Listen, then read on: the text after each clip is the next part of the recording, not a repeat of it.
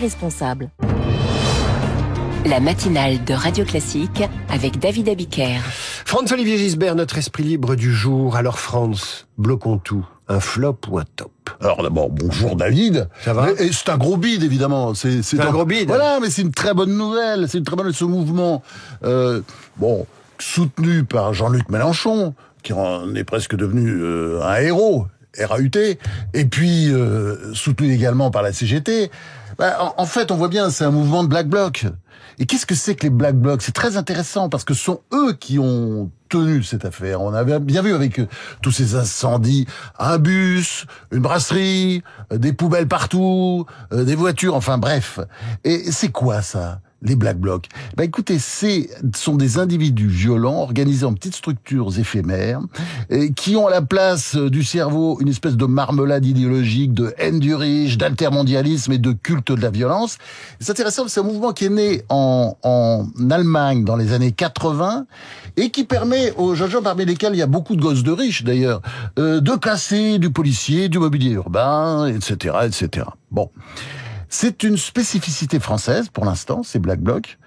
Et ils nous donnent tous les jours la preuve que les antifascistes d'hier sont les vrais fascistes d'aujourd'hui. Il y a un micro. Avec les mêmes codes, les mêmes déguisements, cagoules, gants. Et vous savez quoi, David? Moi, il me rappelle à certains égards les séides de la Sturmabteilung, la SA. Vous savez, les sections d'assaut. Vous vous souvenez? La SA, une organisation paramilitaire qui, au temps de la République de Weimar et en liaison avec le parti nazi, terrorisait les Allemands, en particulier les Juifs ou les malpensants. Je le répète, le fascisme est en train de revenir en France sous la forme de l'antifascisme, avec la bonne conscience de l'antifascisme et la complaisance d'une partie de la gauche et des médias antifascistes comme l'AFP d'ailleurs. C'est intéressant. Vous savez c'est très intéressant parce que l'AFP est quand même subventionné par l'État. Bien sûr. Bon, l'agence France Presse, la célèbre agence France Presse. Et j'ai lu un truc sur ce mouvement, c'était une mobilisation citoyenne, tenez-vous bien, une mobilisation citoyenne née sur les réseaux sociaux et devant jauger la colère sociale. Ça a été tout jaugé, là. C'est une mobilisation née sur les réseaux sociaux, récupérée par la France Insoumise avec quelques microclimats de violence à Nantes et Rennes. Et j'aimerais bien votre avis là-dessus. Pourquoi Nantes et Rennes? Qu'est-ce qui se passe? À Toulouse, ça a été relativement tranquille, une fois n'est pas coutume. Mais à Nantes et Rennes, c'est le festival de la violence. C'est une vieille tradition. La mairie de Nantes, c'est pas la peine de vous faire un dessin. C'est horrible ce qu'ils ont fait. La ville n'est pas tenue du tout. Quant à la mairie de Rennes, alors là, il y a vraiment une mairie, mais ils sont un peu dépassés par les jeunes. C'est parce que c'est une ville étudiante et que les étudiants sont contaminés par ce qu'on peut appeler l'ultra-gauche. Alors, on passe à l'actualité politique. Comment vous jugez les premiers pas de Sébastien Lecornu, qui ont été très courts médiatiquement? Une passation de pouvoir express. C'est sympa ce matin, c'est une autre bonne nouvelle. Selon les sondages, les Français ne lui font pas confiance. Ça peut pas être pire même. Et selon la parole consacrée, ça ne peut que s'améliorer. Et personnellement, j'ai adoré, et pas vous, non, la cérémonie de passation de pouvoir. Parce qu'elle était courte. Oui, sobriété, bonhomie. Après avoir donné un coup de chapeau à François Bayrou, qui selon Sébastien Lecornu a fait preuve d'un extraordinaire courage. Ça c'est lui, ça, entre guillemets, extraordinaire, il l'a dit, en disant la vérité aux Français, ce dont ses prédécesseurs s'étaient bien gardés. Le nouveau Premier ministre a été droit aux faits. Il faut être plus créatif, il va falloir des ruptures, un mot d'ailleurs que Bardella a utilisé ensuite, ça m'intéressait ça. Il va falloir des ruptures, et pas que sur la méthode, mais aussi sur le fond. On a tout de suite compris le personnage. Pas de com, enfin, quelqu'un qui va pas nous faire de com, très direct, pas d'effet de manche, et puis une personnalité, je pense qu'il va apparaître plus tard, parce qu'on le connaît déjà un peu, c'est-à-dire il a pas d'ambition présidentielle. C'est quelqu'un avec beaucoup d'ironie qui dit d'ailleurs pour être candidat à la présidence, faut une case en plus et une case en trop, une case en moins. Hein, mais vous savez, les ambitions présidentielles, ouais. Ça vient en rentrant à Matignon. Il ose dire qu'il faut une case en plus et une case en moins. C'est en moins. Bon, puis des racines normandes, provinciales. Il vous plaît? Voilà. Moi, il me plaît, ouais. Oui, vous le connaissez? Franchement, j'ai entreaperçu toujours.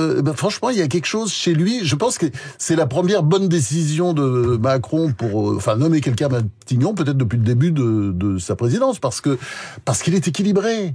Parce que c'est quelqu'un qui a... Bon, alors, la bonne décision aussi, c'était Bayrou, parce que Bayrou a fait un bon travail, on va s'en rendre compte, parce que ses idées, tout ce qu'il a dit, ses mises en garde, sont en train d'infuser dans le pays. Donc, bravo, Bayrou. Merci Bayrou pour ce qu'il a fait. Mais là, le Cornu, il peut peut-être arriver à quelque chose, même si la tâche est évidemment extrêmement difficile. La question, c'est celle du chemin pour y parvenir. Ah oui. Et il faut amadouer, écouter, malheureusement aussi donner des gages qui vont dénaturer les décisions économiques qui doivent être prises. Vous avez bien raison. Par exemple, autour de la taxe Zuckman, parce que en fait, vous voyez bien, aujourd'hui, il y a 3 blocs à l'Assemblée nationale. Il y a le Rassemblement national, c'est 140. Il y a le bloc central, je compte LR dedans, parce que bon, ils s'entendent pas, mais ils arrivent à faire des choses ensemble. Ça fait 210 députés. Et puis le bloc de gauche, alors là où c'est la guerre entre LFI et les socialistes, 180. Donc c'est évident que c'est le bloc central qui doit gouverner. Mais pour, tenir, il est obligé d'avoir une partie de la gauche. Et la gauche, ça ne peut être que le Parti socialiste, puisque les écolos, bon, c'est un groupe croupion qui était un peu à la solde de LFI. Et puis qui fera peut-être des petits pas vers les socialistes, parce que évidemment, c'est pas gagné.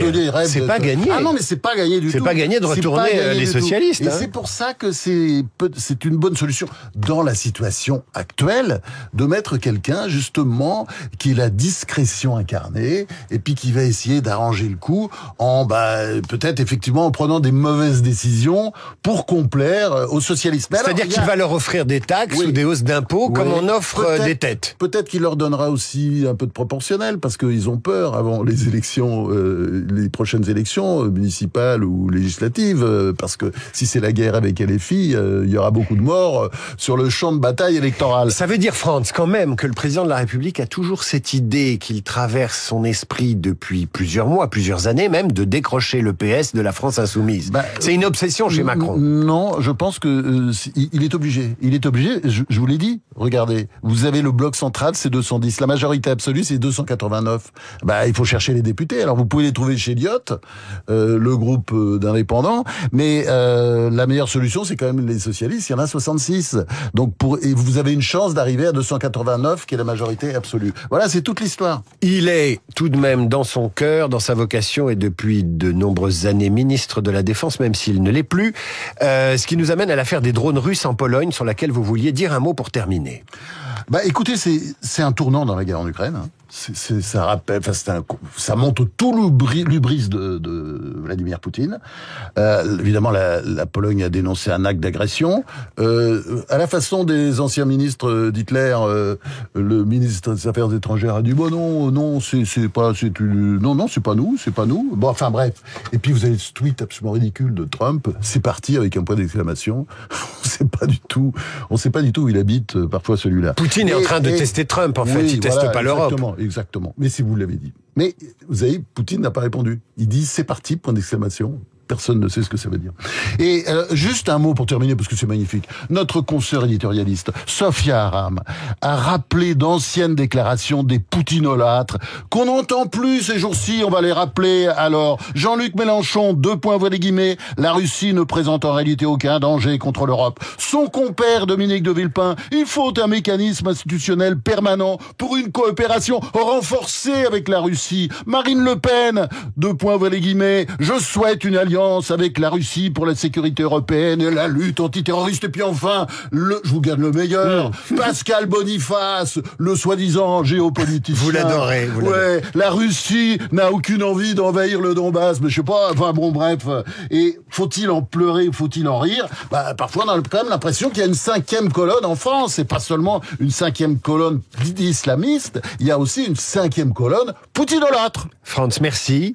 Et puisque vous évoquez la Pologne, nous allons nous quitter en hommage à ce grand peuple avec la polonaise héroïque du plus français des musiciens polonais, Frédéric Chopin, interprété par le talentueux François Dumont.